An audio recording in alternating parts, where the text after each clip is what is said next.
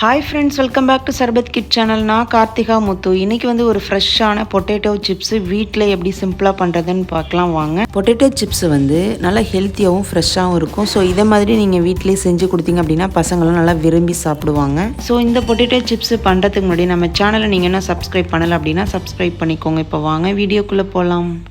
உருளைக்கிழங்கு சிப்ஸ் பண்ணுறதுக்கு நான் இன்றைக்கி 1 கிலோ உருளைக்கிழங்கு எடுத்து வச்சுருக்கேன். உருளைக்கிழங்குல மேலே உள்ள இந்த தோலெல்லாம் சீவிடலாம். ஃபஸ்ட்டு நான் இந்த மாதிரி எல்லா உருளைக்கிழங்குலையும் தோலெல்லாம் சீவி எடுத்து வச்சுருக்கேன். நெக்ஸ்ட்டு எல்லா உருளைக்கிழங்கையும் இந்த மாதிரி நல்லா தண்ணி ஊற்றி 2 டைம் நல்லா வாஷ் பண்ணிவிட்டு ஒரு துணி இல்லைன்னா டிஷ்யூ வச்சு இந்த மாதிரி எல்லாத்துலேயுமே தண்ணி இல்லாத அளவுக்கு தொடச்சி எடுத்துக்கோங்க. இப்போ எல்லா உருளைக்கிழங்கும் நல்லா க்ளீன் பண்ணி எடுத்து வச்சுருக்கேன். நெக்ஸ்ட்டு சிப்ஸ் போடுற கட்டை எடுத்துக்கோங்க. நான் இன்றைக்கி இந்த ஸ்லைஸர் எடுத்திருக்கேன். இப்போ எல்லா உருளைக்கிழங்கையும் இந்த மாதிரி ஸ்லைஸ் பண்ணி எடுத்து வச்சுக்கிறேன்.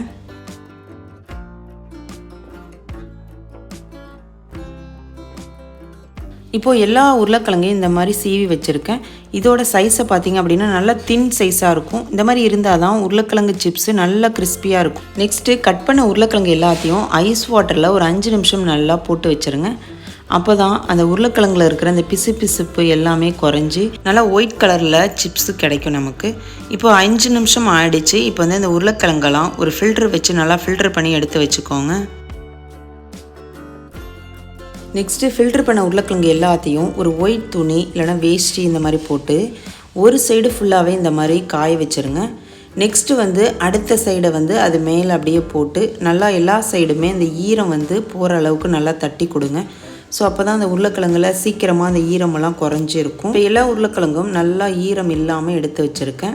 நெக்ஸ்ட்டு அடுப்பை பற்ற வச்சு ஒரு கடாயில் தேவையான அளவுக்கு எண்ணெயை ஊற்றிக்கோங்க. எண்ணெய் நல்லா சூடு வந்ததுக்கப்புறம் நம்ம எடுத்து வச்சுருந்த உருளைக்கிழங்கு ஒரு ஸ்லைசஸாக போட்டுக்கோங்க. எல்லா பீசஸையும் போடாமல் அந்த எண்ணெய்க்கு தகுந்த மாதிரி உருளைக்கிழங்கு ஸ்லைசஸாக போட்டுக்கோங்க. போட்டுட்டு எல்லா சைடுமே நல்லா திருப்பி விட்டுருங்க.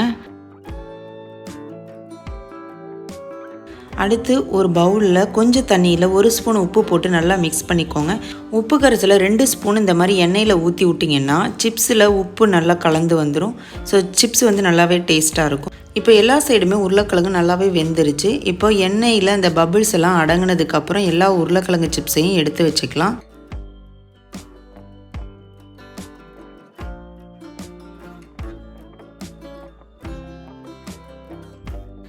அவ்வளோதாங்க, ஒரு அருமையான ஈவினிங் ஸ்நாக்ஸுக்கு ஒரு கிறிஸ்பி பொட்டேட்டோ சிப்ஸு சூப்பராக ரெடி ஆகிட்டுங்க.